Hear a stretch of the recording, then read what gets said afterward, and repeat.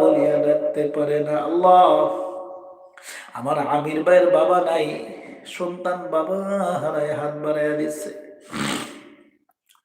বাবা তুমি কেমন আছো? ছোট্ট মাটির ঘরে তোমার কথা হৃদয়ে মাঝে পড়ছে বারে বারে। বাবা গো, বাবা, বাবা গো, বাবা, কত আদর কত স্নেহ তোমার কাছে পেলাম, সব কিছু হারিয়ে আজকে নিঃস্ব হয়ে গেলাম। কত আদর কত স্নেহ তোমার কাছে পেলাম,